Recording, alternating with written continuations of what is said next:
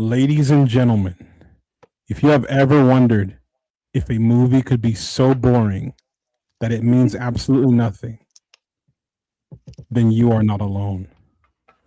Let's explain on this next episode of the Cinestro Core as we dive deeper into the miscalculations of the once great Steven Spielberg. Thank you for joining. Cinestro Core, the cast, it's your weekly gold mine. Stay tuned in, stay tuned in. They got the beats, got those comic spins. I stay tuned in, stay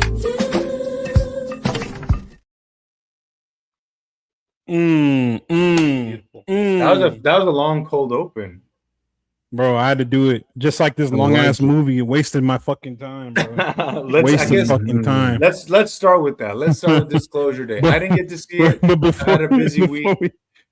I didn't want to watch before we get started, I just have a couple of opening, just a couple quick opening remarks, some opening news. Welcome back to the Cinestro News Corner. Our main news topics. Yes, thank you. Our main news topics are getting pushed back to next week.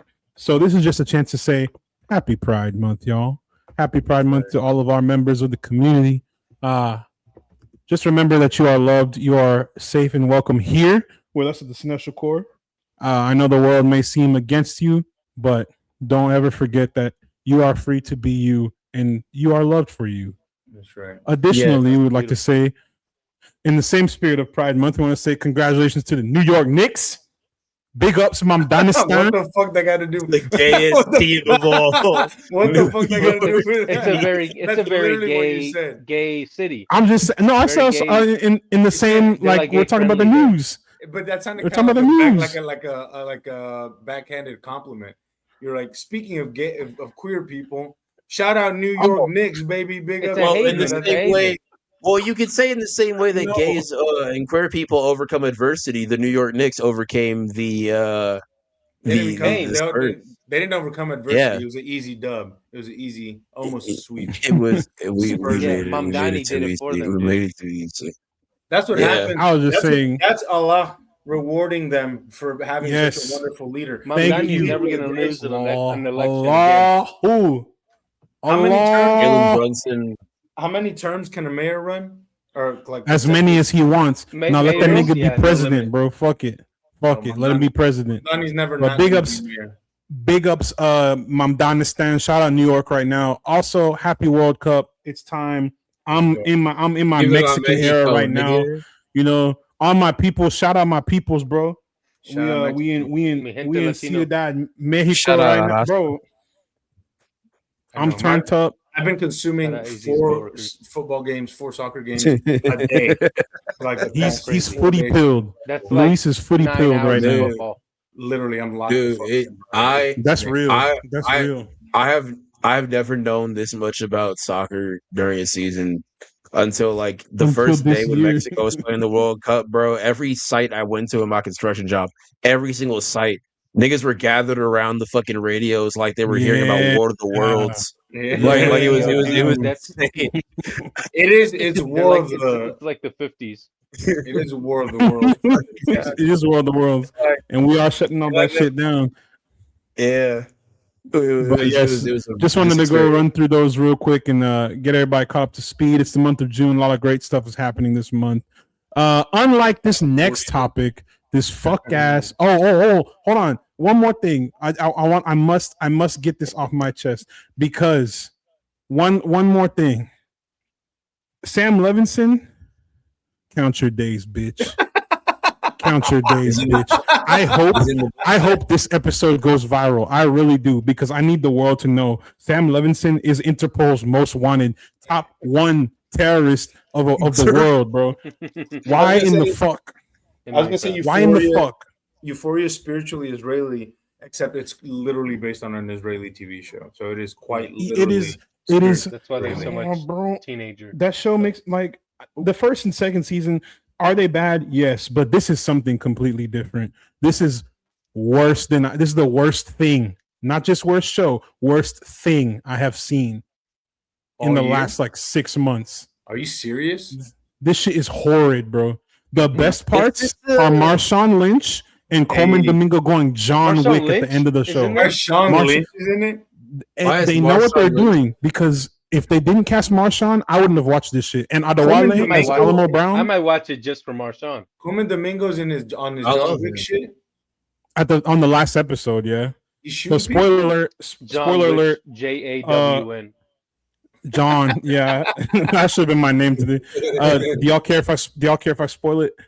I don't give a It's Euphoria, bro. So Rue dies. Fucking all the plot development and all the build up. Rue dies, and it's the way she dies is fucking stupid. And then Coleman Domingo or revival. Yeah, Coleman Domingo goes to the club to shoot up Alamo Brown, and it's like the most John Wick badass shit I've seen him do in that entire show. Marshawn Lynch. No, Alamo Brown is Adewale. He's great. He's phenomenal. He's an incredible performer. I don't know why they waited until season 3 to create a character like this and then waste him on this. Anyways, the point I was trying to make is that Euphoria season 3 is so bad. Sam Levinson needs to go straight to hell and then come back and then go back to hell again and die and then go to hell a third time. To contrast that, there's one season. This is why I feel like writing. I think we should really put an emphasis on why good writing is important because this is going to lead into our main topic today. Sam Levinson is the writer, director, and producer of this series, right? Yeah. And for whatever reason, he's taking it upon himself to make his visionary. And that's a problem. There's no one there to tell him, hey, we should probably not do this. This guy has a middle-aged man rapping saran wrap around Hunter Schafer's boobs and her whole body. And I'm like, what is this nigga on? What are you doing? Samuel. Yeah. No, it's called this nigga freak the fuck up. I didn't know you were a prude, Matt. No, I'm not prude. This nigga Sam Levingoon. It's just like there's a certain point at which Euphoria is blatantly just the description of Sam Levinson's browser history. Yeah. But with a narrative. It's like Sean Baker. It's like Sean Baker with a Nora, bro. It's like Sean Baker with a Nora. Freaky ass shit. With a Nora. At least I could tolerate a Nora.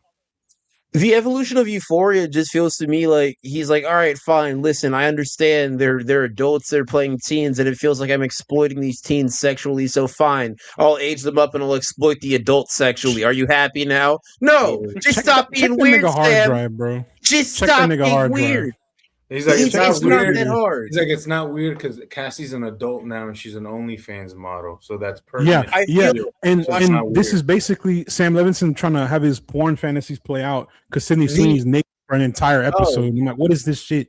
I mean, that's horrible. Where do I find this so I can avoid it? So to be fair, you didn't hear from me, but it's on HBO Max. This show made a lot of these people famous.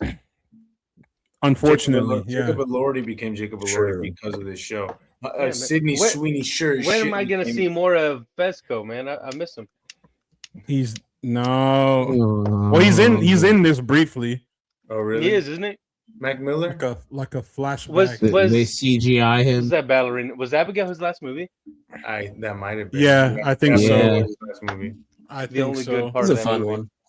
Shout out Fez. But all in all, this is just to say, and then to contrast it with, I was just telling y'all earlier about off campus. Wait, tell us why the show's bad though. Just tell us why it's bad. That's what's the main thing is the writing, bro. Like the writing is horrendous, and of course, there's some performances that are dog shit. Like Sydney Sweeney in general, she is not good. Cannot act. No matter what she is in, she cannot act. She's lucky that she has those assets. Otherwise, she would never get a job. What assets?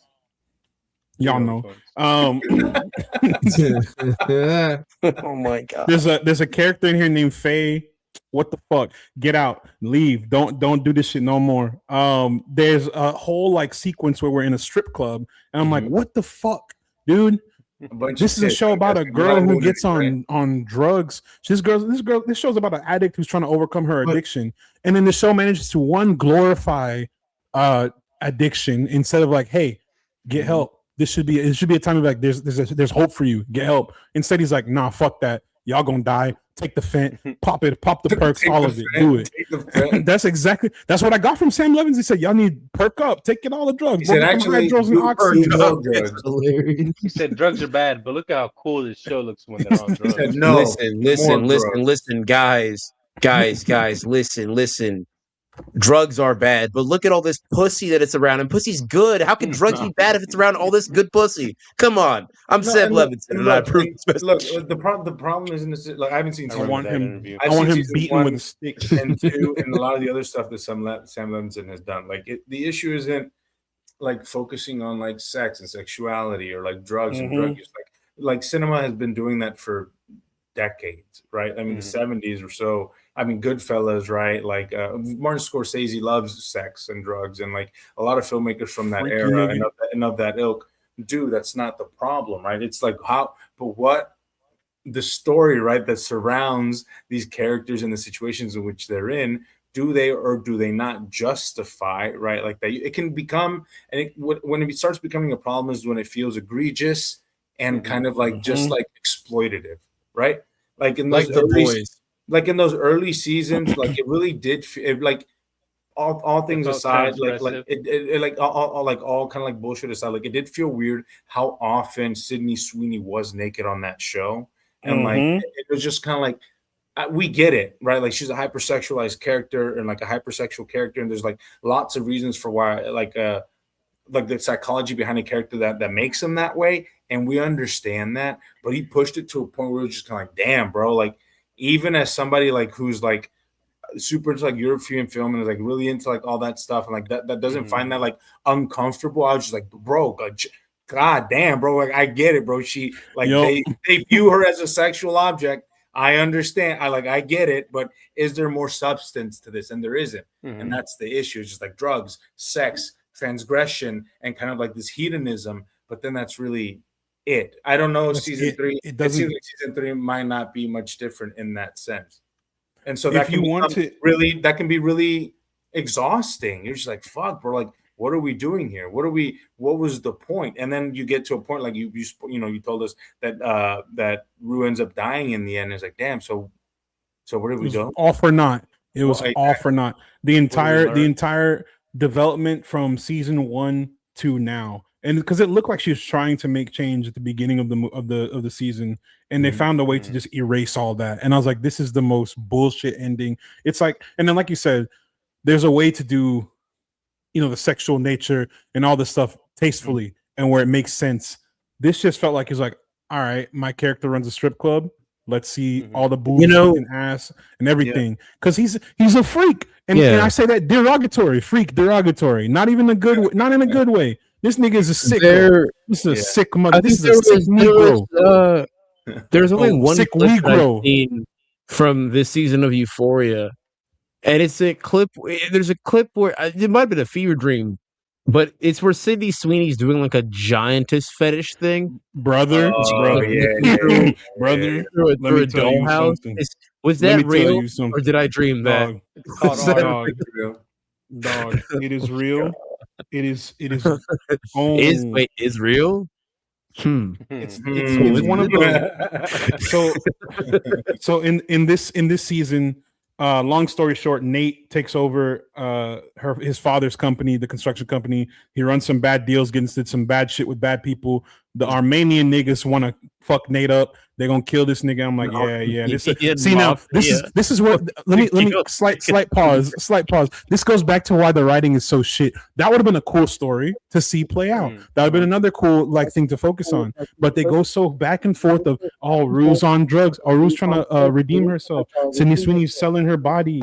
Fucking Maddie's trying to take over Hollywood. This, that, and the other. I'm like, there's so much going on that it doesn't. I think once it left the high school area where all their stories. Cassie?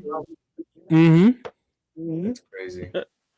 It's bad, bro. It's bad. This show sounds very different from what I used to watch.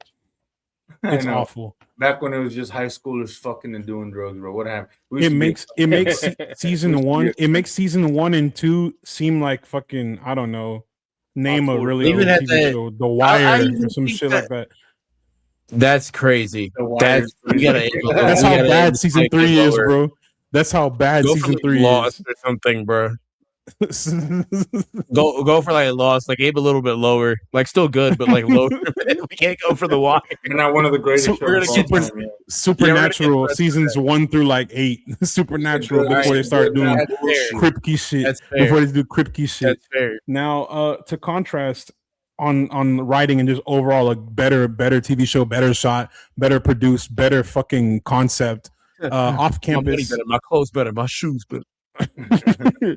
Off campus, season 1 recently dropped, and I watched that on the heels of watching Euphoria.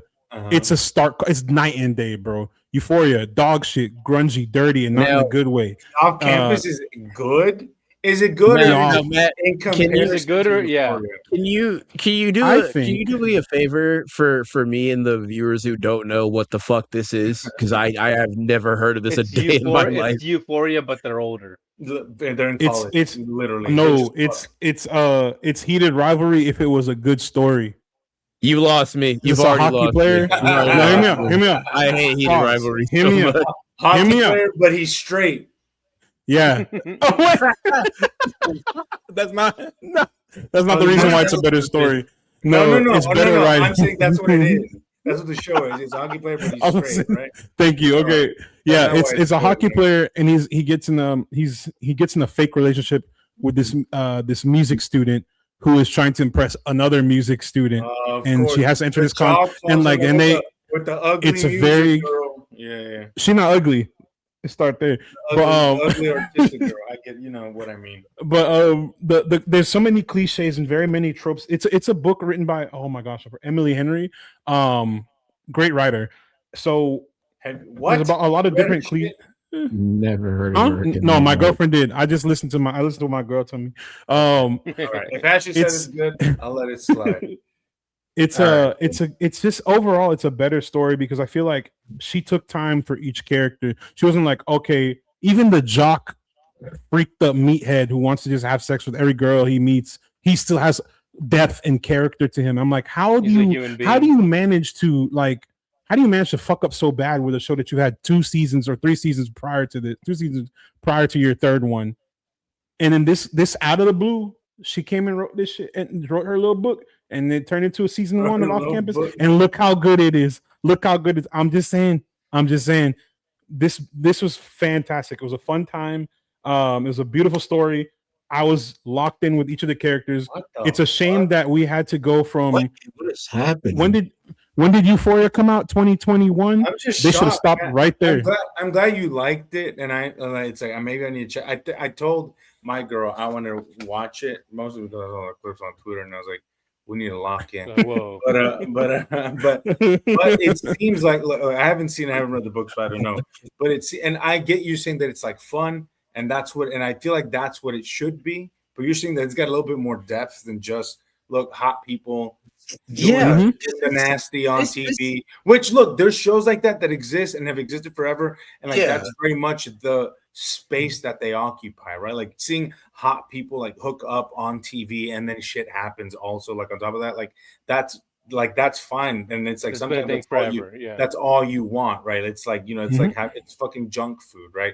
But you're saying that there's more depth to this show than just it's sounding more intricate than it originally let sound. Like there's stuff under the surface there, which is You connect off campus. We're talking about right now. You connect with trust me, bro. You connect with the characters a little bit more as each episode goes on, and you feel I was fully invested. Like we'd finish one episode, be like, we need to watch the next one. I want to watch the next one right now. Wow. That's how. And I just want to use that as a contrast for how bad the writing is in Euphoria and how a lot of writers fail to bring their characters and make them connect with the audience in a way where you actually are invested and care about the story. Because after the first or second episode of Euphoria season 3, I did not care. I was only watching because Marshawn was in it, and I wanted to see what happens with Alamo Brown. Otherwise, I did not give a fuck. Off campus, I was like, give me season 2 right now. Slight spoiler. Season 2 is involving the meathead jock guy I mentioned and another character who goes through her own little emotional. She goes through a breakup and blah blah blah. But I'm ready. Give me that shit. I need it. So kudos to everybody who writes good shit. Kudos to everybody who cares about their stuff.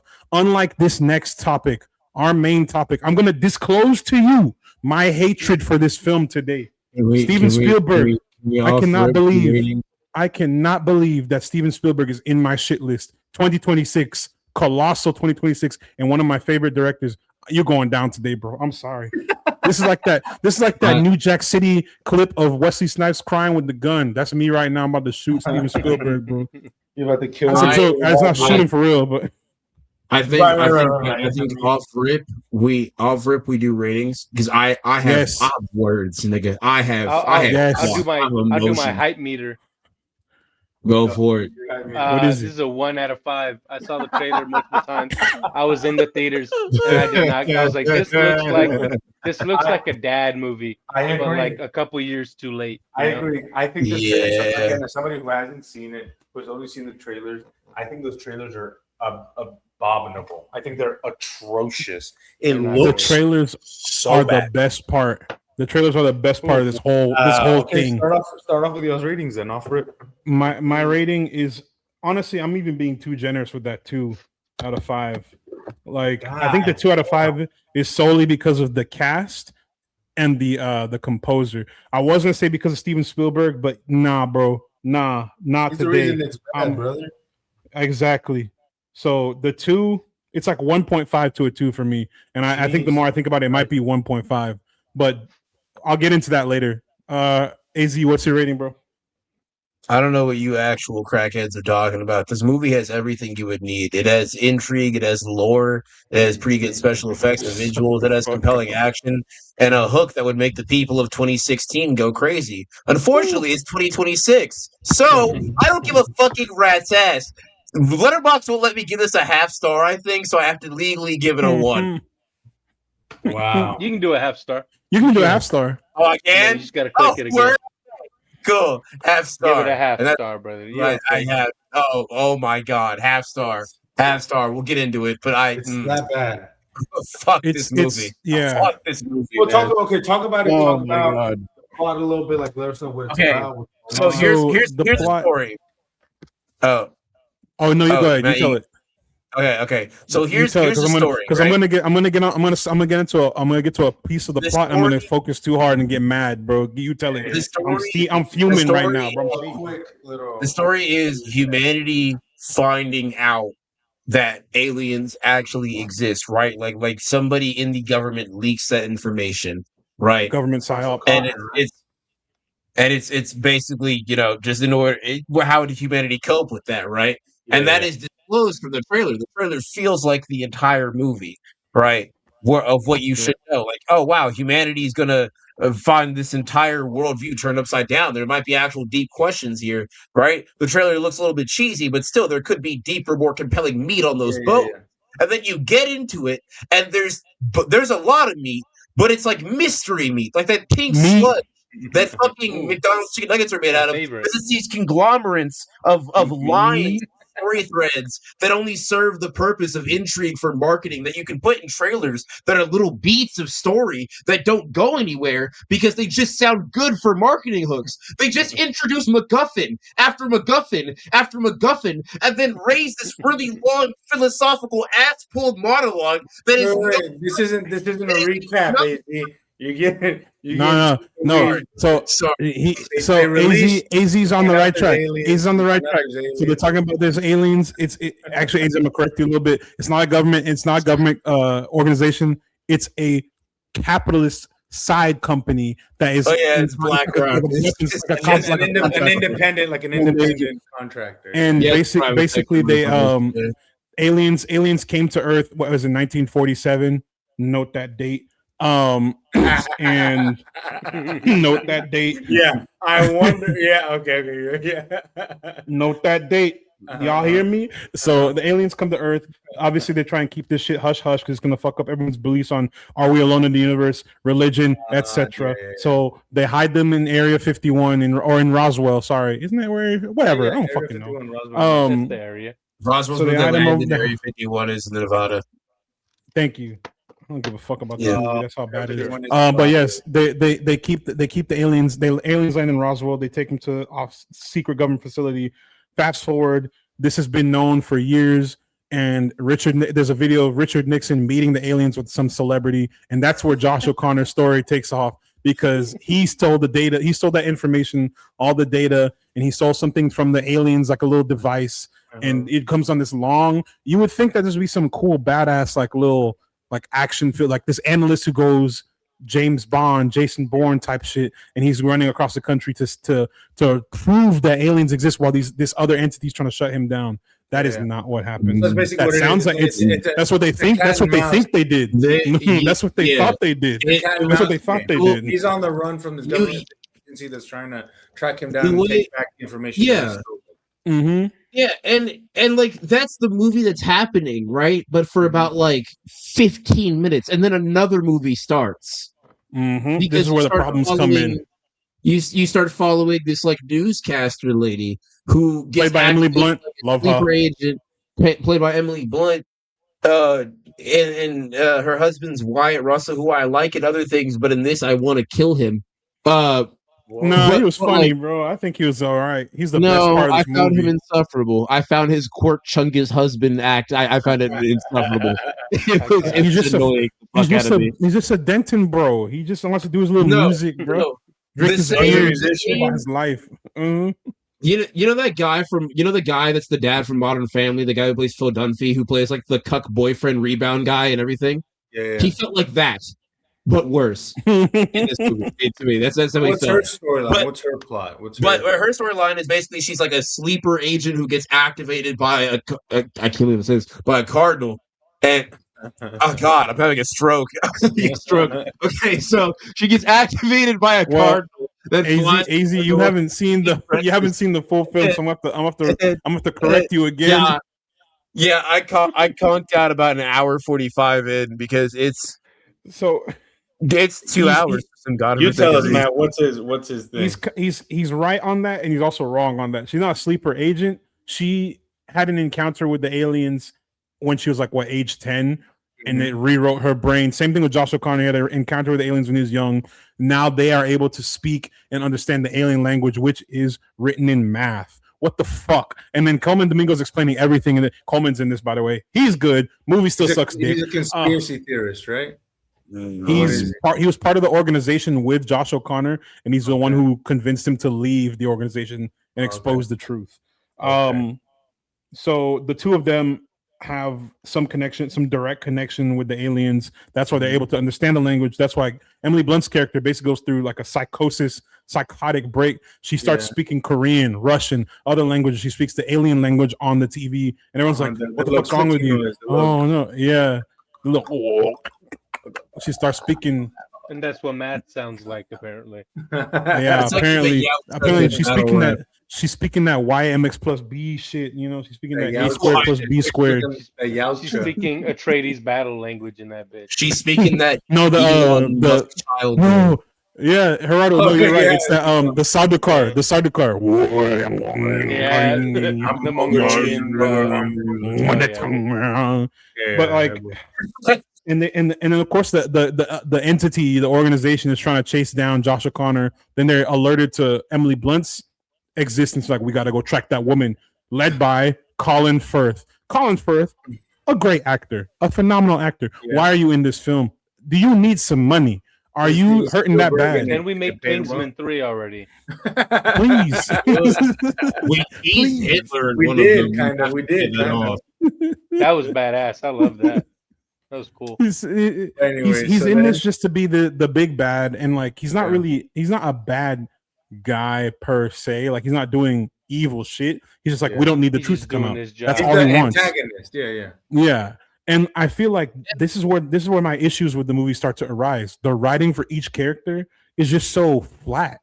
There's nothing. I don't care because I don't feel anything for any of these characters. There's no real like depth to them.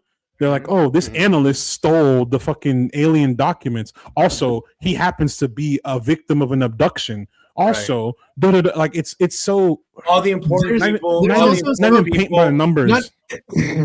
All the important people happen to be abducted by aliens.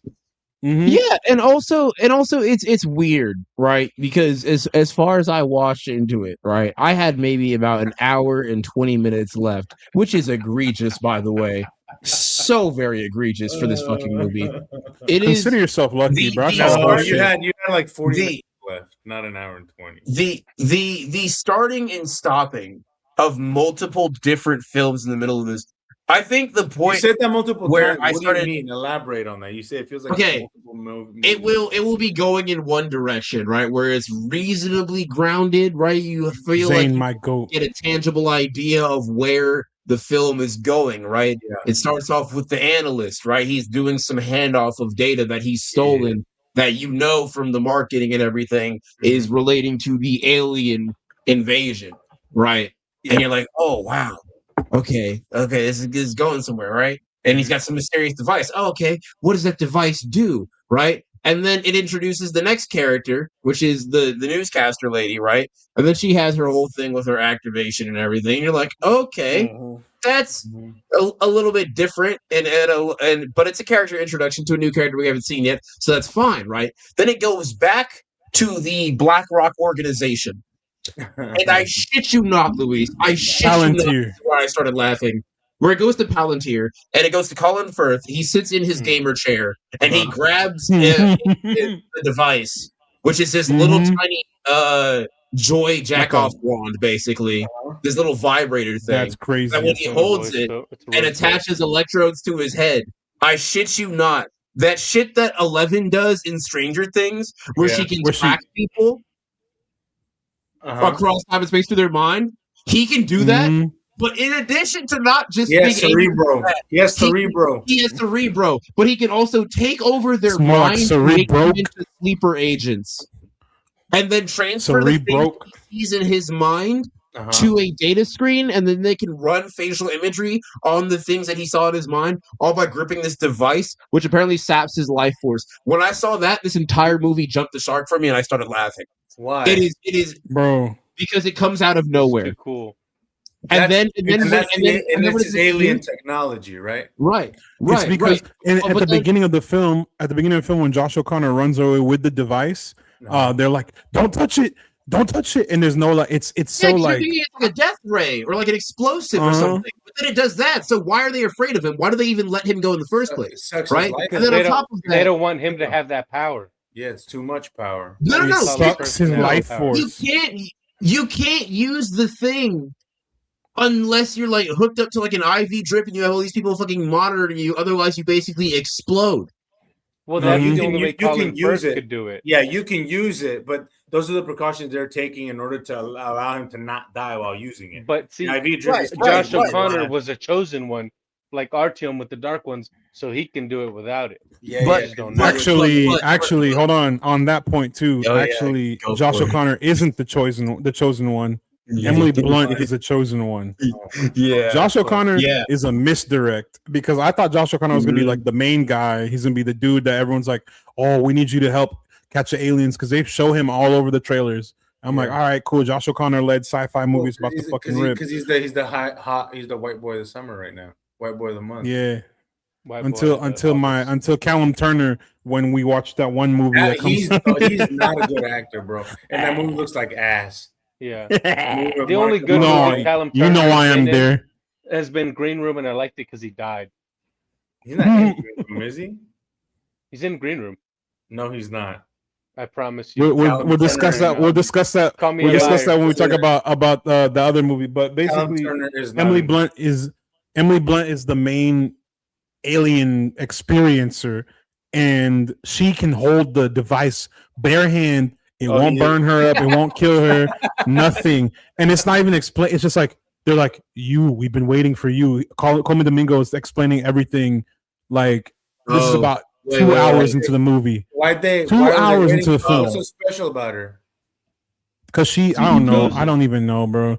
At some point, my eyes closed in that theater. I should have walked out. What's really great is multiple times in this film, Luis. Remember I was saying how it feels like multiple films Frankenstein together? Yeah. Another one of those points where it decides it wants to be an entirely different thing is where I think it's about maybe like 40 to 50 minutes in. Coleman Domingo and Colin Firth have this very long, extended monologue or a dialogue across the Mindscape about the philosophical nature as to what they're doing in the ethics of AI and integrity. Very on the nose, preachy way of the movie, being like, you know how corporations in the real world should not be involved within government. Think about the name. Since the dawn of time, you've been hiding information from the people, infantilizing those who seek the knowledge. But tell me, Colin Firth, have you considered A, B, and C? And I'm like, I can't stand this, right? That's really and bad then writing. immediately after that lecture hall worth of fucking miasma that they fart out of their fucking ass, they proceed to then go into what is his name from Knives Out? Josh O'Connor. Josh O'Connor. They go to Josh O'Connor's character, right? Or his love interest, who is at a train station, who, as part of her backstory, is introduced to have formerly been a nun, right? Which the movie then tries to bring back to tie into this theme. That's not necessarily a theme, but more so just a lampshade of it trying to grasp at straws for deeper philosophical themes it can plug into this movie, where she has an extensive conversation where she's like, sister of the cloth or whatever the fuck, the nun who taught me, who I'm on the phone with at this bus station. Do you think God loves us? Because I know He loves us, but do you think He loves only us? Like, what if God loves alien life? Do you think God loves aliens? And he's like, God loves all of His creation. Why would He leave the universe only for us? And the reason why she's saying this is because, Matt, we haven't even gotten into it. The reason why she's even on Josh O'Connor's side, right? The reason why she's on this entire adventure and the data that will prove aliens exist to the public and that will sway them to the side is a video of an alien who is just a gray, like one of those ones you see on the side of a fucking U-Haul, being dissected, and it's screaming. Do you know what we show videos of that same nature of? Yeah. Chickens. Do you know what people still continue to eat? Fucking chicken. No one will watch that and give a flying fuck. I know. You know, human beings, niggas would scroll. This is exactly what's gonna happen if they ever did that shit in their life. They'd be okay. No. Human beings, especially Americans, would be like, "Oh, so it can bleed. It bleeds. It feels pain. Bet." Yeah, I'm not worried about it. I'm not worried about it. We should enslave it. Yeah, the Americans you would have a couple of like. You'd have like a couple of poli-sci majors protesting to it on a jet. How it reacts to a 9 mil. Nothing. Go. Counting or not counting alien violence. So that's the video that's kind of like gonna convince everybody the aliens are real. Yeah, it's that, and then there's one other one of like Nixon, and then some random fucking Chris Farley fat fuck from the 50s being shown bodies, and they just like go to a morgue. They open up the morgue drawers and there's like frost, and you're like, ooh, wow, spooky, what's happening there? They unzip the body bag, and then there's just 3 grays. And I'm like, I swear I've seen like 16 of these on TikTok. No one is believing this. Like no one is believing this for a fucking grays. It does sound like a slur. Goddamn grays. Goddamn grays. This movie like tries. Dog. It don't matter. This movie attempts to have substance, but multiple times, even when it shows like the action sequences, right? Like Matt, that sequence is the train, right? Where the car gets bro. Right? There's no action sequence. No, let's be real. There's no action sequences. There's little teasers. There's little appetizers. They say, "Oh, cool! Look, this is fun. This is fun." Yeah. And then nothing happens. That train sequence is the most I paid attention to the entire movie. So it's not a good thriller. It's not a good no. It's not a good science fiction. And it's not a good action movie. No, it's not good. It's not good. A similar vein of what I can compare it to is like you've seen Deep Impact, right? Fuck yeah. All right. So you know how that movie approaches the concept of like an asteroid approaching the Earth with like a little bit of somber reflection, and like it actually goes into like what humans would do in their last days, et cetera, and so forth, right? Yeah. And you know how Armageddon with the oil drillers is the exact opposite, right? What if those two movies played at the same time? That is this.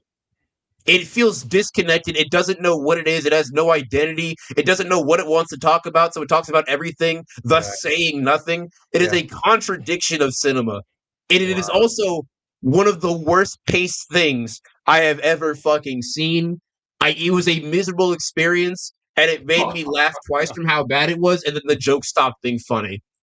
I give this a half a star, less than that if I could. Steven Spielberg, if I see you outside, may God have mercy on your soul.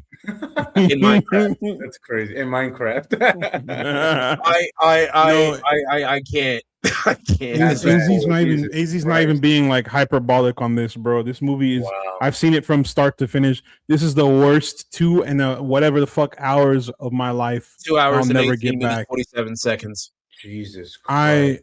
It's that bad, dude. Holy shit. It is not good. And the people online are like, this is Steven Spielberg's his biggest opening. This is one of his best films. People are saying he's bad. People are saying it's a masterpiece. He's not bad. It's not a This is the problem I have with audiences. This is the main issue I have with the public. Please watch more films. This is not a good movie at all. Mind you, last week I just watched Artist subjective.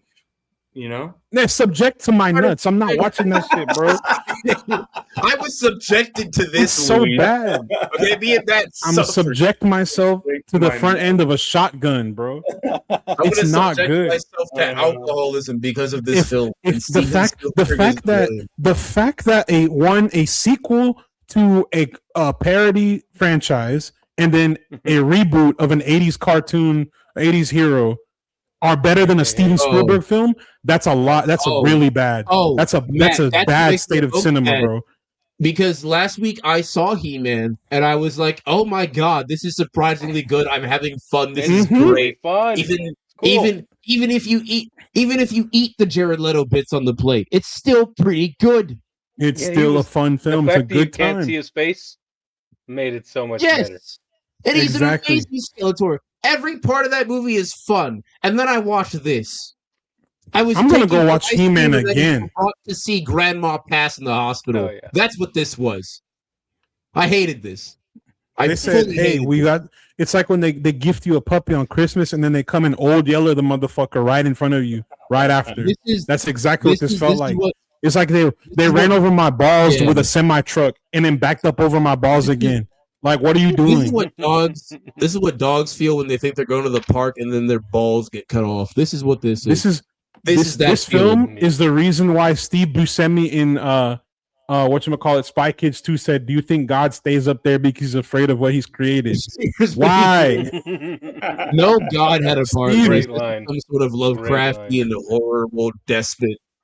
This is a sick mind, dude. See, hit Spielberg, bro. There's no other reason I can think of he would have made this. This movie is in the same. It's really hitting me just now. This movie is in the same on my Letterboxd list. It's in the same category as Madame Web and Craven. Steven Spielberg in the same category as Madame Web and Craven. Here's the thing: Madame Web made me laugh, and Craven also made me laugh. Very disappointing. I would say Craven and Madame Web are at least the appropriate length, though, Matt. This is too long. True, they're digestible. And that's the thing. I'll even give Sony. I'll give Sony Craven because it told us what it was. We knew what we were going into. We knew it was going to be butt and ass. However, Aaron Taylor Johnson, he's hot and he got that little accent going on. He's doing some cool shit. He's fucking niggas up 10 minutes into the movie. I'm like, all right, cool. I can sit there. I can sit. He's doing No, the first 10 minutes. The first 10 minutes of the movie are probably the best part when he's in the prison escape. That's the best part of the whole fucking movie. That's it. But see, I like when they told us down in the forest. Oh yeah, that part too. That part's kind of But anyways, the point I'm making is that that movie was straight. That movie did not lie to us and say, "Hey, this is not going to be fucking Doom. It's not going to be anything. It's not high level art." Steven Spielberg. When you hear that name, what do you think? Oh my god, this is going to be a really good film. It's going to be well shot. It's going to be well directed. We're going to see some cool stuff. We're going to get a meaty story and enjoy a good time in this movie theater. I paid whatever the fuck I paid to watch this movie for 2.5 fucking hours of my life. I could have been paying. I could have been at work. I could have been doing some shit. I could have been balancing my checkbook. I could have been doing something completely different, building Legos. I could have been curing cancer. I was fucking around watching Disclosure Day.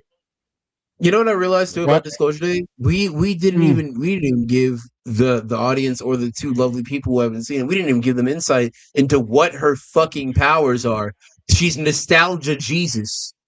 What do you mean? I'm not even So joking, bad, bro. So her power, she got the memory beam. She can read minds, right, to some capacity, right? It's not really fully elaborated on, at least to the almost 2 hours worth of movie that I saw, which is impressive. Using a therapy beam. But what she does is she looks at you, and what you perceive her as, even if you know that it cannot possibly be that person, she appears to you, Galactus style, as your nearest and dearest cherished loved one. And then tells you some shit like, it's not your fault what happened. One day we'll go for that walk. Benjamin We'll get that house. Hold on, AZ. Let me take it a step further. So, with all that in mind, with all those powers in mind, they break out from capture from the agency because she's your daughter. I still love you. Oh, this is okay. You should have told. What? These are trained. These are trained professionals, and she's surrounded by. She's fucking BetterHelp app mind beaming their shit now to escape a whole compound. I'll turn on my camera for this. Deadass, this is what she does. She camera should be on the whole each time, person, right? It wasn't gonna be honest. I was like, I'm still in my work clothes and I'm kind of grungy looking, but I have to demonstrate this because this pissed me the fuck off. So he broke his camera valve. That scene in Dune, right, where Paul goes up to each member of the tribes and he's like, in your dreams you give water to the dead, like shit like that. She does that to these Black Ops agents, but in like a Steven Seagal kung fu way with emotions. Because she'll go, the first guy is like, they're literally all surrounded. She has like a wall of them in front of her, Luis. A wall. And she goes up. The first guy's like, hey, stop right there. I'm with the government. You need to stop. And she puts her hand on his shoulder and is like, it's not your fault, boy. One of these days we'll go for that walk in the park. And he's like, what? And the camera pans over his shoulder, goes behind his head, and she has the visage of an old man who I guess is his grandfather or some shit.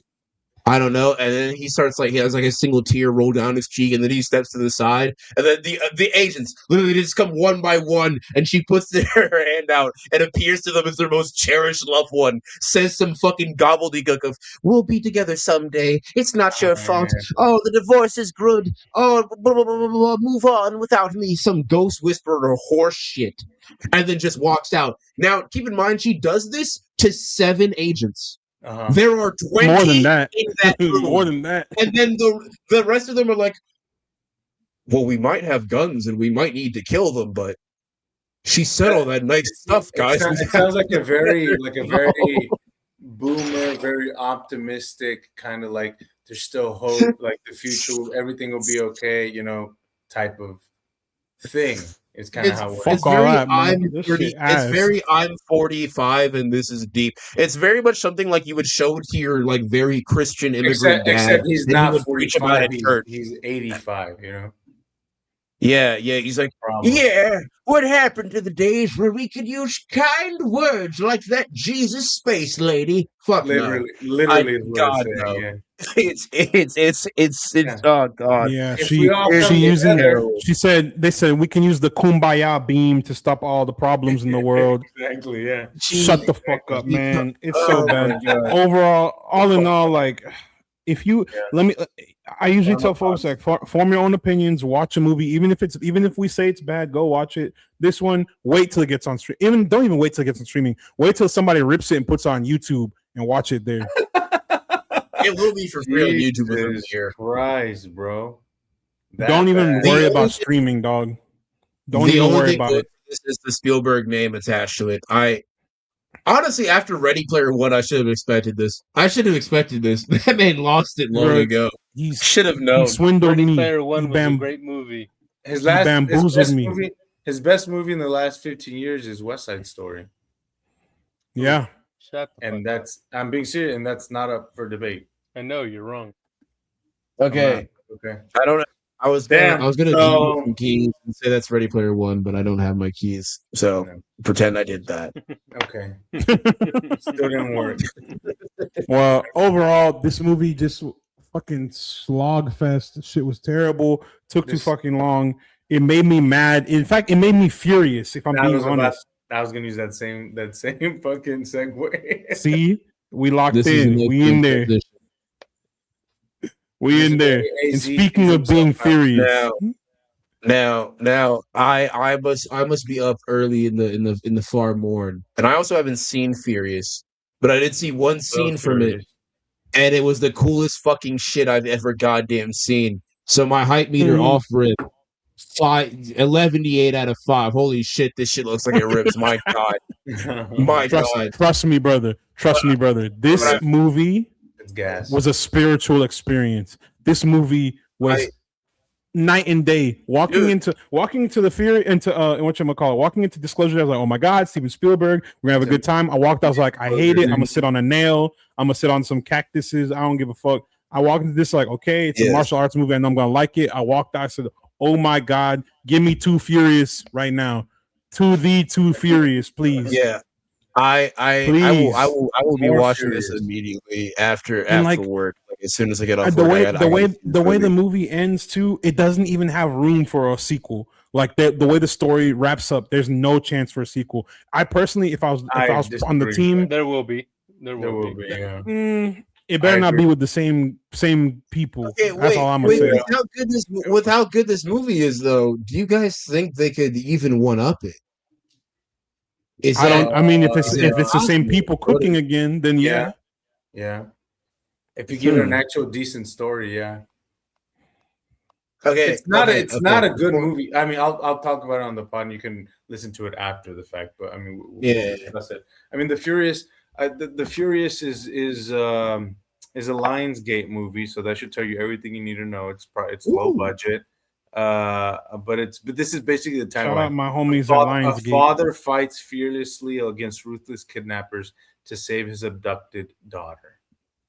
That's it. That's the movie. You have a father. So it's taken, but he's fighting instead of shooting. Taken, but in Asia. Yeah, exactly. I mean, it's taken, the movie opens and it says somewhere in East Asia. In Southeast Asia. In Southeast Asia. It doesn't tell you where. That's why they can be like, oh, it's not Indonesia, it's not Singapore, it's not any. It's just where. And the movie is literally a handyman who's really good at kung fu for some reason, has a mysterious past that we know nothing about. I love it. His daughter gets kidnapped, right? And then he's on the track. He's hunting down his daughter from these kidnappers. Meanwhile, Joe Taslim, he plays like a martial artist who is not the greatest in the world, but he's capable enough. And he's tracking down his wife, who was a reporter. She was also a martial artist. She was on the brink of solving like all these missing children cases and what happened to them, and then she gets caught and she disappears, and he's tracking her down and like following all her leads so that he can get to her. And then Joe Taslim and the main and the other actor, what is his name? The handyman, Miao Z, or Zay. Miao Zay, shout out. They team up, and then they basically fight head into like deeper into his criminal underworld, and then look for his daughter, and then fight their way out. Essentially, is basically what this movie is, and it fucking rips. Sounds cool. It's cool. Okay, balls to the wall, bro. So balls to the wall for the entire. Like the slowest part was the beginning because they're like, "Hey guys." Or not the beginning. The beginning was intense too, but the part after the intro when we see, I know AZ gonna get the 10-15 minutes of setup where it's like, here's what these characters are, here's what their relationships are, here's what they're gonna be doing in this world. Okay, go, boom. This movie does not give a fuck about plot or characters or what's it called? Exposition. None of that. None of the other stuff matters. What matters, the only thing that matters in this movie is these dudes hands fucking beaten ass. That is it. It's bloody, it's violent, it's absurd, it's like ridiculous. It's just like oftentimes it's cartoonish and goofy. They fall out of like 10-story buildings and get back up. A dude gets ran over by a truck and just walks it off. The big dude gets hit with the hammer and like seemingly dies, and then he gets up late like an hour later. Yeah, it's like it's crazy. Like, it's ridiculous, but it's a lot of fun, and the action is like probably like the best action I've seen in like a minute. Like it's better than John trying Wick. To think. It's better than Punisher. Oh yeah. It's better than anything. It's like insane. It's incredible. This movie where John Wick's gunplay is like it carries the action, and of course the scenes where he's like doing all the shit, throwing things, whatever, and the whole mystique about John Wick. Oh, he killed a man with a pencil. This felt like John Wick. We got to see John Wick like if he didn't have any guns, nothing, just straight fucking hands. I mean, also go for it. I was just gonna say, and I loved every minute, every second of the action. Like you said, this might be the best action film, best martial arts film we've had in a little while. Because there's been there's a bit of a gap. I know we had Mortal Kombat 2 this year. Banger. Whatever the fuck, whatever miscalculation they had there. This movie is what you wanted Mortal Kombat to be. Exactly. This is what I even said. The guy who plays the handyman should have been Scorpion. No disrespect to Hiroyuki, but I think if they had done Joe Taslim versus J Mao, I hope I'm pronouncing his name right. If they did them two back and forth as Scorpion and Sub-Zero, infinitely better movie. Yeah. Infinitely better movie. I think because there was care in the stunt and choreography. It felt fluid. I know, like it feels feels comic-y at times. To be fair, that's the only thing they put care into. Look, I will say, true. Like, if I'm gonna get nitty and gritty, like there is no like the story is like bare bones. There's literally nothing there. Guy loses daughter, guy finds daughter, guy teams up with this other guy, they fight dudes. That's literally the whole plot. It's nothing you haven't seen before. It's that. Yeah, his daughter gets taken. He goes looking, he whoops some dudes looking for his daughter, finds his daughter, fights some more motherfuckers. Him and this guy team up and they fight the bad guys. And like that's it. Like you've seen that. There's literally no plot whatsoever. But that doesn't matter because the action, and this is not a spoiler, so you don't have to worry about this. Yeah. But there's like a 25-minute action set piece at the end of the movie that is fucking incredible. Now, and I know I said that. We're talking about the police station one in the police station. Yeah, like I know I said that I said the action was incredible. It was my favorite part. Up until that point, I was just kind of like, okay, yeah. Because it gets kind of repetitive, and it's a long movie. It's like 2 hours, and I was just like, okay, I get it. Joe Taslim's character, I don't know if it's done on purpose or if it's like a character choice. He's not the best fighter in the world or in the movie, and so he's oftentimes just kind of like he's just holding dudes and grappling them and throwing them to the ground and deflecting and grabbing stuff and like hitting them in the head over it and stuff. And I thought that was one of the cool things about the movie was that it seems like there's different versions and different fighting styles. Levels. There's a guy who is a tank who's like 300 pounds. He's like 6'4". He's a big bald nigga. And this is how he fights. Nigga. He throws himself into motherfuckers. He's just like, ugh. Bro. And he's just like rolling around on dudes and like. And his speed. No, don't forget his speed. So when he's doing the grappling, he's spearing people. He gets on the ground. They punch him. He gets on the ground. All of a sudden, he's right back up. He's quick. He's crawling on the floor. He's flipping them backwards, bro. But what I'm saying is that it doesn't feel. Oftentimes, what can happen in movies that are like so action oriented is that it feels all the action feels singular. All the fighting and fighting styles feel the same, right? They all fight the same. They all know kung fu, and that can feel kind of boring to watch, right? What I really liked about this movie is that like Joe Taslim is an incredible martial artist in real life. The guy who plays Sub-Zero in Mortal Kombat, like he's fucking insane, right? But in this movie, he's not that. He is a good martial artist. He's nowhere near the best. He has a hard time with a lot of these people, and I thought that was a really good character choice. And like I said, every person feels very unique. The handyman, he's like absolutely, he's out of his fucking mind. Not to mention how like that dude's when insane. it comes to like when it comes to like just action scenes or like kung fu or just any martial art in general, it's a very physical thing, and conveying that on screen in a way that looks as lethal and as weighted as it would in real life if you're going against an opponent. It's a very strong skill to have of acting of that physicality to convey, because Taslim is a professional. Like, he knows what he's doing. He could do all that shit perfectly, flawlessly, right? That's the thing. But he does it. This movie. He does it and moves in a way that makes you feel like the main guy, from the sound of it, is just kind of, he's got a little bit of training, right? But he's not. He's rusty, or maybe he's not as skilled as everybody else. Joe Taslim's character is the one who doesn't have a lot of. He's just a dude. Polish. Yeah, he's just an artist, but he's just a guy. Whereas everybody else in this movie is like super right. But I mean, like, the fuck, yeah. I mean, like physicality wise, like that's a really interesting like thing to convey as an actor. Like, that's impressive to be able to convey that. I agree. Like, also, like you can look at you can know like not a lot about martial arts and look at that and be like, oh, that guy kind of knows what he's doing, but he's not like fully there. Sure, yeah, it's very obvious. It's very obvious. It's really cool. That's what I'm saying. Like, it's very distinctive, right? Like, each person fights differently, and it all feels differently. And in a movie that is so long, that is so action packed and so like action oriented, it's really cool and exciting to see so many different like styles. Also, Joe Taslim is like a really good actor, like just straight up like a good actor.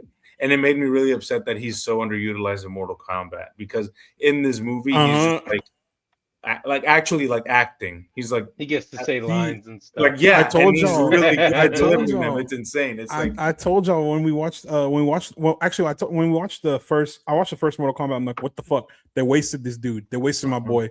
Then we watched the second one. I was like, so they just brought him back to be noob, and they're like, all right, cool, bye. What are we doing?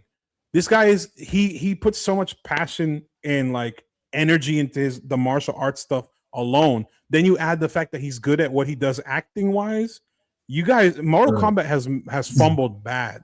Mortal Kombat is an American movie made by American people, and this is why this is where we have a problem, because a lot of the biggest and, in my opinion, the greatest martial arts films, named them: Ip Man, Jet Li's Fearless, fucking any Jackie Chan film, Tiger, Hidden Dragon, Drunken Master, so fucking Kung Fu Into the Dragon, Police Academy, Police, what is it? Shaolin Soccer, Police Story, sorry, Kung Fu Hustle. Kung Fu Hustle. Talk to them. Talk to these niggas. Let me tell you, bro. Was it The Man in the Iron Man? This movie felt like yes. No, that shit good. That's a one American film. It's pretty fire. It's pretty good.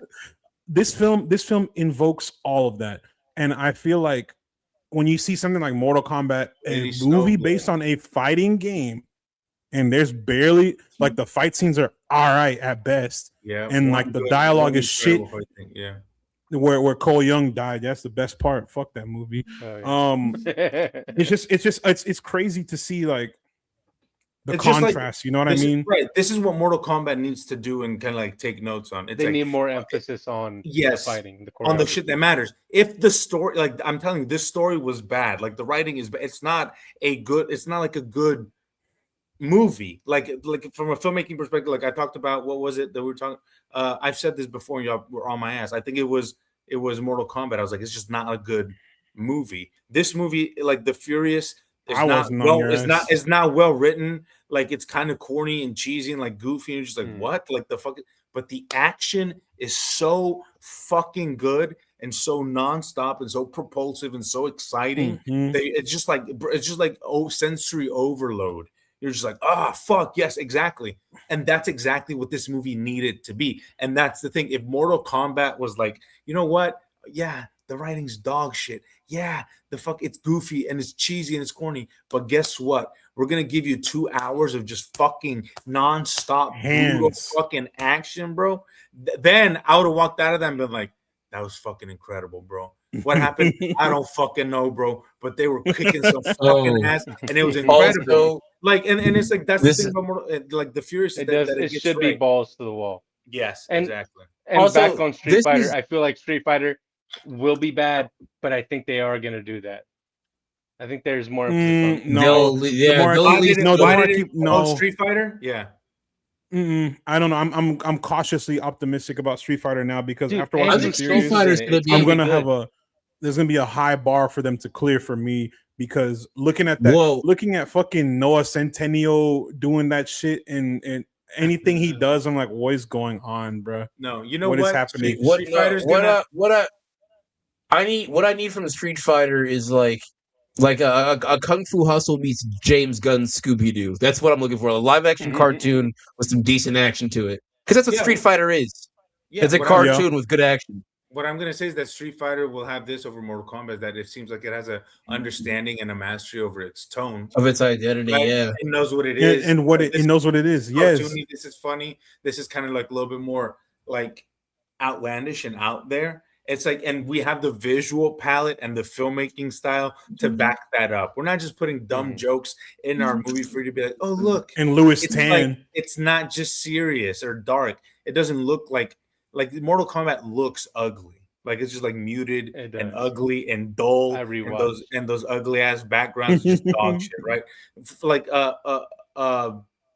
what's it called? Street Fighter at least looks like it's got color and vibrancy and a little bit of lighting to it. You know, it looks a little bit better, and it seems to have a better understanding of that. But ultimately, what matters? None of that shit matters if the action is not good. That's what these movies need to be. If you're making a comedy movie, you better make sure that shit is fucking funny, right? If you have a drama, you better make sure the acting is dramatic. Good. And the acting is good. That's the main thing. Make that bitch dramatic. If you have an action movie, guess what needs to be good? Make that bitch action. The fucking action. Exactly. So it's like the function. That's what shit starts to kind of like start falling apart is when you have these genre films that aren't living up to the fucking genre they're at. I can tolerate a badly written script, a poorly acted movie, and something that's kind of mediocrely directed, made if it hits like the genre conventions it's supposed to hit, right? When it doesn't do any of that, now we have a bad fucking movie because you guys completely missed the assignment. And The Furious does that beautifully. I gave it 4 stars on Letterboxd. I'm telling you, it was like a 3. It was like a 3 stars. I was like, I'm telling you that last 30 minutes, it's a 30-minute fight scene. Also, and I was like, this shit is also insane. It's so fucking good. This shit cost $20 million to make. And this box office. This shit cost $20 million to make. It's at $3 million box office wise, which I assume by word of mouth it's only going to climb higher and higher because it's only been out for about 3 days. And for a foreign film, once people start talking, that shit's gonna break even. It's gonna blow. It's gonna make money. Oh, I believe it. The scene that I saw that made me be like, all right, hold the fuck on. Wait a minute. I need to see this movie. Is the beginning scene. I saw the beginning intro where the lady is trying to break that little girl out of the, I assume, like trafficking operation. Yeah.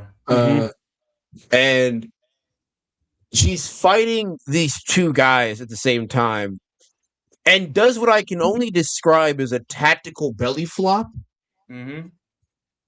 And she like sweeps both of their legs and then like grabs one of them by their leg with her arms as she spins. And then there's just a guy who kills the kid with a bow and arrow. But she doesn't have to have. He doesn't have to have that, but he does. He said, bro. Fuck you, nigga. I got a bow and arrow. This is the kind of movie I'm getting, bro. It's fucking okay. Dope. I gotta watch. Yeah, that gives it all away. If you notice that original fight scene, like with that woman, she's acrobatic and she's doing all this shit. She's not fighting anybody. She's not like punching anybody or kicking anybody, ultimately like not getting rid of anybody. It's just kind of like her. And again, that's a really cool way that I was like, oh, okay, she's not a fighter.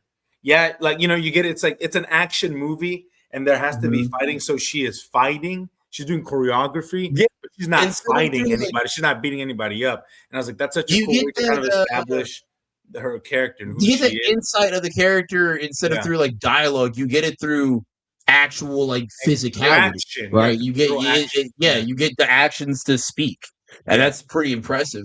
And then that moment of there's a term Akira Kurosawa has for like his films where he'll show like an incredible action sequence of like some insane shit happening, and then like a moment of respite, a moment of peace, and he calls it Ma. And it's basically that whole thing of like, in order to appreciate the rainbow, you have to go through the rain, yada yada yada. You know, you have to have these brief moments of pause so that way you don't get desensitized and oversaturate what is the core draw of something that's supposed to captivate the audience, right? And you know, it really makes you feel motivated for that character.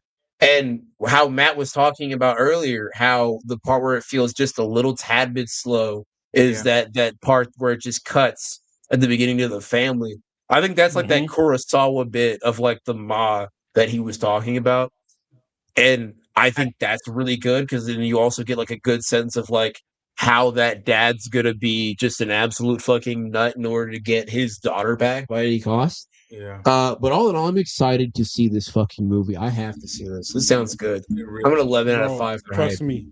Trust me. incredible. It is. I wouldn't be writing so hard for this film if it wasn't the level that it's at. Like, this is like The Raid, bro. Like, this is what I needed from a martial arts The film. Raid? There's yes. I haven't seen the Raid. That's so I don't brave. know. Because I love The Raid. Bro, I The Raid love is The Raid, fucking good.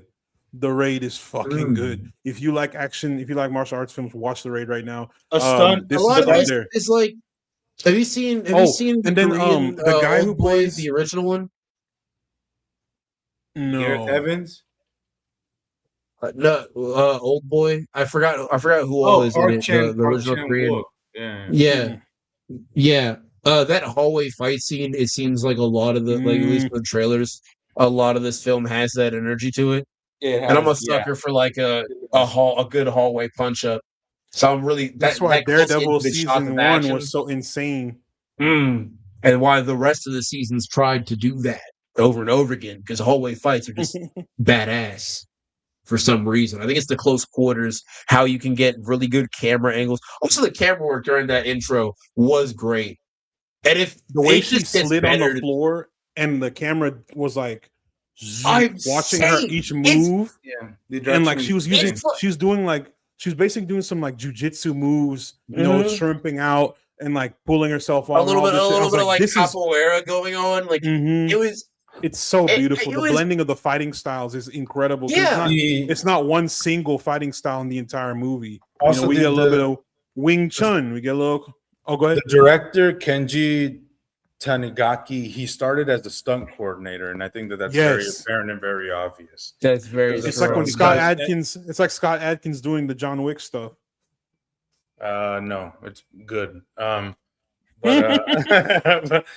But no, and I think that's just that's so apparent and so obvious because there's a lot of care and thought and like love put into that aspect of the movie. Wow.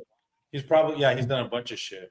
Yeah, he's done a Yep. bunch Yeah. You pull up I'm his looking at credits. his. Oh, I'm looking at his credits right now. He has. First off, he's worked with Sonny Chiba. That's pretty big. And he's also been with the Donnie Yen stunt team, which We're big proponents of the Donnie Yen propaganda team here on this podcast.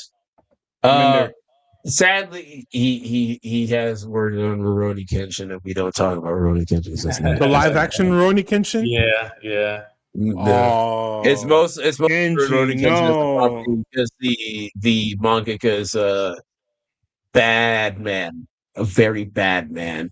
He did stunts but on yeah- Mortal Kombat Annihilation, the 1997 movie.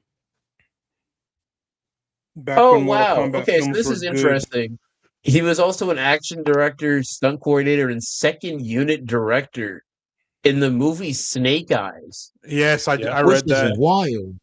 Yeah, the 2021 And movie. here's Which the thing also about, that here's the came thing out in about Snake Eyes. 2021. Huh. That movie is not a good movie either. No, It's not. No, it's not. And actually, that let me rephrase. It's a That movie bad sucks. movie. yeah. It's a bad movie. There are some cool fights, Action, but there is yeah. a bad fucking movie. The Yeah. difference between the Snake Eyes and the Furious does not try and dive off of some known IP, try and give you this. Oh well, we fucked up this character 2 movies ago. Let's try again a third time. Also, here's Henry Golding, British accent. Stupid like, ass, bro. Yeah. Exactly, and it's like films, Henry. But also, it's like I'm telling you, it's like he's just like, you know what? I'm a stunt guy. I'm an action guy. I want to make a fucking dope ass action movie with cool ass stunts. That's what I'm gonna do. He's like, who gives a fuck about? They have writers. They have people who technically wrote a script, but he's like, that doesn't matter. That doesn't fucking matter. He's like, a script doesn't fucking matter. Yeah, we need a story, a 3-act structure, beginning, middle, and end, a fucking climax, rising action, climax, falling action, all that shit. Yes, technically, in the most, technical and barest minimum of terms. He's like, but that doesn't matter, bro. He said, people want to watch Joe Taslim and this other dope ass motherfucker fight dudes. And guess what I'm gonna make them do? Fight dudes and look cool as shit, bro. And they did exactly what it needed to do, and it was incredible. I didn't know I needed Joe Taslim smoking a cigarette for about 45 minutes. Or that man was a motherfucker. When his first appearance in the restaurant, I said, this nigga got it. Whatever happens after this, he's got it. He was in there just fucking I got a buyer. I was like, oh shit, all right. That's the scene where I'm like, yo, this motherfucker can act. He swagged out. In the scene when he goes into the club, Mr. Song, yes, and he's like, and he's talking with him, and he has the fucking cigarette in his mouth, and he's like, whatever, like I was like, dude, this guy is got out of his fucking mind, and I think that's why Joe works so well in this movie. Like, the action is awesome. Yes, it's cool. He's not the highlight of the action in this. But his character is really cool. He's doing a lot of really cool, interesting stuff from an acting perspective. And I think that may have been what interested him about it. And he's in his fucking bag, bro. It was awesome. That's what I said about Mortal Kombat, the first one too, because the beginning of the movie, I was like, we should have just had a movie of Scorpion and Sub-Zero. Because Joe shows up. Origins. She shows up and fucks up the entire Shiryu. And that's it. That's the most we get from him. I wish they had gone deeper into that. I wish they had gone a back and forth with him and Hanzo. Instead, they're like, hey, we got this cool actor who also happens to be an elite martial artist. Let's throw him away for Louis Tan and fucking Michad Brooks. What the fuck is that? Anyways, bro, if they would have made Cole Young, Joe Taslim, now we're cooking. I would have killed myself. No, if Joe Taslim. Oh, you mean? Okay, never mind. I thought you meant if they made Louis Tan be Sub-Zero. I was like, I would have killed myself. No. If Joe Taslim would have been Cole Young, that would have been awesome. Yes. That would have been really cool. And you could have gotten another actor to play Sub-Zero since he's not really doing much. Joe Taslim is look at all the actor than Cole and a much better martial artist than that motherfucker too. So what are we doing? Look at the depth of talent we have in The Furious, bro. Brian Lee. So I pulled up Brian Lee real quick. Brian and Andy Lee are 2 martial artists who are known for being just badasses all around. Andy Lee played Death Dealer in Shang-Chi. He also was Shang-Chi's trainer for a lot of the martial arts and stunts. So these are people who actually care about what they're doing, When you have these movies that like again, I know it sounds like this has turned into a shit on Mortal Kombat Fest, but sorry, it is what it is if the shoe fits. That movie is devoid of passion. There's no it's supposed to be based on this fighting video game, and there's little to no fighting or significant fighting. They're not really doing anything. It's not really telling you anything. The Furious, yes, it's a cliche cookie what the fuck? Cookie cutter story about a father trying to rescue his abducted daughter, but you still manage to get pieces and bits of things that you like. It just I don't even know what word to use. It gives me more than what I was expecting. I knew I was getting a martial arts film. I got so much more. I just appreciate the care taken into this. Should we now, if they do The Furious, man, we need to get another writer. We need to get another writer for the storyline. But otherwise, keep everything else the same. No, I disagree. You don't need a story. You could if you wanted to, but if you give me more of the same and just make it a different story, Oh, now turns out one of the bad guys survived, and now they're hunting him down. Whatever. Who gives a fuck? Yes, give it to me. Because that doesn't matter. All you need is just something to set the story, quote unquote, story in motion. Let the action handle the rest. Because that's all I want to see. I don't need a story. If I wanted a good story, I'd go read a Sam Shepard play. Whatever. That's not the point. You get what I'm saying? That's not what I want from this, right? I'd watch a get John that. Cassavetes movie. Like, that's not what I want from this. I just want dudes fighting dudes, bro. That's it. And just whatever gets that story rolling so that he can fight some more dudes and look cool doing it. That's all I want. And I really need them to. Well, I mean, you can't do it now because AZ's gone. So, spoiler alert. Joe Taslim. Nah, I won't spoil it. Oh, okay, never mind. Spoiler, yeah. Yeah, Joe Taslim dies. And I was like, I wanted him to stay alive. But once we got to that scene with him and the bow master. Yak, I think is his name. Yak. Yeah.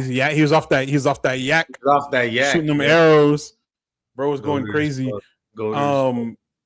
Once he got that blade to the chest, like it's over. It's over. So it's gonna be the Furious 2 with the father and daughter returning. What if they do a time jump and make the daughter a little bit older? That'd be cool. That'd be cool. And now she's ideas. Fighting, now she's fighting. Yeah. She finally practices her kung fu. Yeah. Then we run into whatever, whenever they make that, what was it? The girl from John Wick 4. Oh yeah. How they're teased that she's gonna have a sequel story too. Yeah. Isn't that gonna be part of Kane? I think Kane so. movie coming up. I think so. Who knows? But it's like, we shall see. Like, what part of the reason? Like, and I'll shut up and we can wrap the episode. But it's just like, it's so funny. Like, there's like grown ass men, like legit kicking a 10-year-old girl in the face, and she just falls. Yeah, bro. Gets back up. It's it's absurd. Like when he gets ran over by a truck, he should be dead. Bro, that truck came full speed, 1,000 miles an hour. Yeah. And he's just like like walking it up. When he kind of hits that dude and they fall off the building and they like fight. They fight with bikes, bro. That shit was crazy. You know how hard it is to swing a bike? I know. It's insane. It's like so fun. It's like goofy and absurd and ridiculous, but it works because they're like taking themselves seriously enough and that you just have no choice but to buy it, and it's awesome.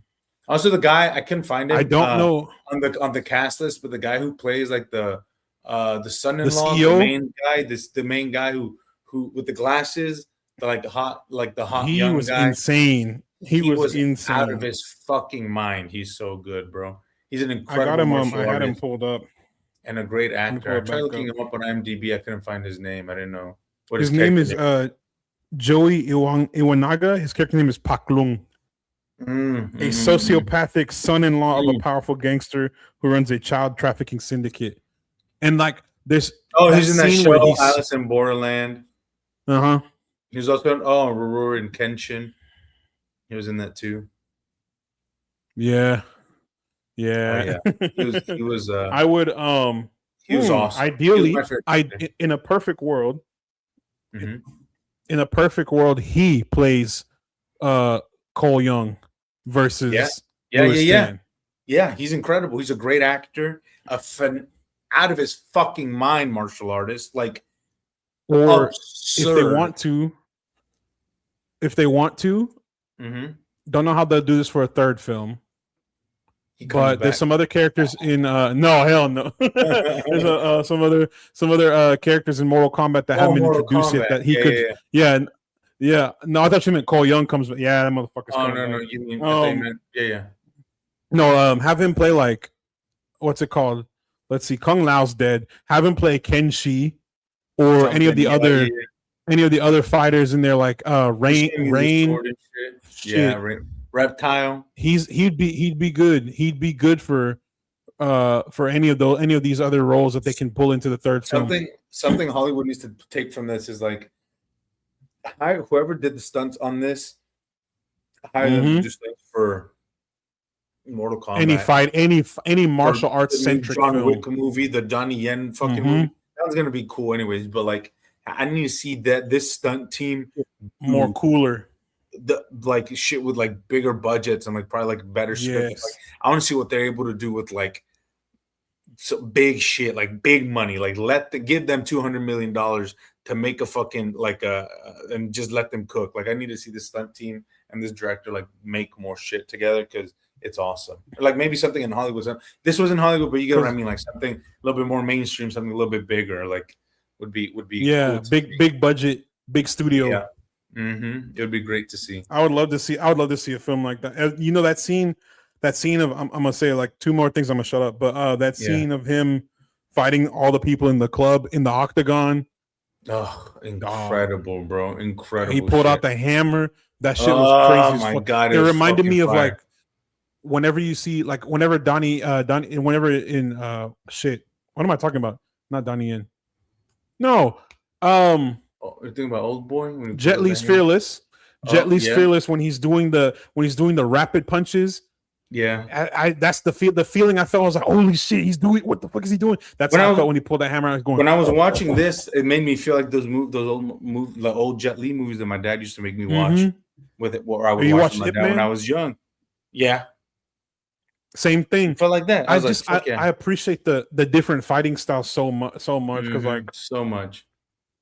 And to compare, I watched Karate Kid whenever that was. And like 8 months ago. That movie was it was in terms of fighting being good a in movie. No. It was all right. No, it was dog shit. It was for a movie called The Karate Kid. It should have just been called for a movie called Karate Kid, where not much happens. It should have been called Kid. Like, dude's not doing too much. Kid who sometimes does something like karate, maybe. Karate, sometimes kid. Karate Kid question mark. Part-time karate kid. Some shit like karate that. Kid? Karate? Question mark? Kid. No, but like to contrast it with this, like this is I know the Karate Kid franchise has kind of been mismanaged since whenever, but even the originals aren't that good, brother. You got to give those ones grace because it's an 80s film. A lot of the 80s films were cheesy as hell and not great. So that my issue is like the 2010s Jaden Smith. And then this recent one, like we should have movies like the Furious. Smith. We should have movies like the Furious. We should have a movie like this every year or so. I saw a trailer for a new Jason Statham movie that looks fucking Mutiny. Yeah, brother. Again, David said something about it forever ago, and I was like, this is gonna be butt. The premise is a nigga on a boat. It's Jason Statham, whose father used to be a cop, whose grandfather used to be a cop, goes down hunting human traffickers. And he ends up on a boat with a bunch of people who have been trafficked. And now he has to escape the boat and kill everybody on it. Ooh, the Sound of Freedom 2. The trailer is hard as fuck. The trailer's hard as fuck. It's like I'm usually like a lot of Jason Statham's recent films are the same. It's a Jason Statham movie, and so you know where you're gonna get. Like that's whatever. But the action looks brutal. Like it looks like like what we've been wanting. Yeah. It just looks. It's like Jason Statham. It's like it's violent, and it's gory, and it looks sick. Like a little bit dark. They did what the Beekeeper did and dialed it. They dialed it up a little bit more. Because minus Beekeeper, the humor, like the Beekeeper's a little bit funny, you know. Yeah, the Beekeeper's definitely an action. It feels more like an action comedy. This is like, hey, it's Jason Statham. He's bald. He's angry. He's fucking these niggas up. That's all it was. That scene where he grabs the freaking meat hook and he's just swinging that shit. I was like, yeah. Hooks in a guy's face and then flips him over, bro, over his head. Okay. It's fucking. So I might be involved in this film. That's another one of my gripes. Sorry, I'm on another tangent. Let me go for it. Another gripe I have of Fast and Furious. They fucking used Deckard Shaw for 30 seconds, and then they're like, all right, cool. We got Jason Statham. Because The Rock didn't like working with him. Fuck The Rock, bro. What? That's why he gave them a movie. No, yeah. Well, The Rock didn't like Groot. Vin Diesel. Vin Diesel, yeah. Yeah, he was beefing with Vin Diesel. No, we just need the point I'm trying to make is that we need more. We need like films that are not. They don't take themselves extremely serious. They know that I'm here to show you hand-to-hand combat, straight up fighting the whole time. Y'all are gonna love this. Yeah, and like that's the whole exactly time. What it is. Like the whole time, I was like, why don't any of these motherfuckers have guns? I was like, do guns The exist crazy in part this is universe? they do have They the do have guns. guns. But I was like, the guns do exist. The cops had guns. But it's like Mr. Song was shooting at the handyman for like the entire sequence, and he fucking missed. I thought that was cool too. The way he was like evading that shit. He was hiding behind the door, sliding on the floor and everything. Hiding behind the ice, the giant ice cube. That was ridiculous too. It's like, oh, they freeze people like they were in carbonite.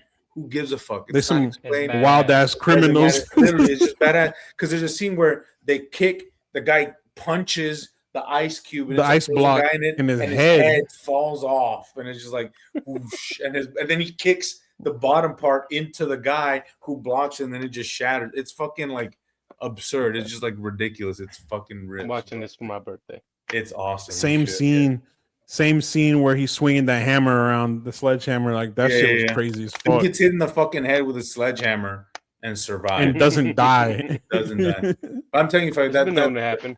That 30-minute fight at the end of the movie is worth the price of admission alone. It's incredible. Shit will make you stand up in your seat, bro. Shit will make you like that shit will make you want to go outside and like do something. I'll make you do push-ups. Like that shit was crazy. Bro, it's how good it is. I'm gonna go outside and practice my parkour. Me too. Yeah, bro. I started doing backflips in the theater. The attendant said, "You gotta go, sir." And I was like, "Nah, let me have Showed this." him the AMC stubs. Yeah. That's showing. I was like, and he says, bro. "Thank you for your service." Sorry, Mr. President. I'm known. I had no idea. So my fault. G, please don't hit me. Oh shit! Please don't hit me. Jelly Roll files for divorce from Bunny after nearly 10 years of marriage. Oh no! Who? Jelly Roll. Lisa's favorite. Nobody give a fuck about no Jelly Roll. My favorite artist. My favorite musician. Fuck a Jelly Roll. Neck ass. He's skinny now. Anyway. Ozempic Roll.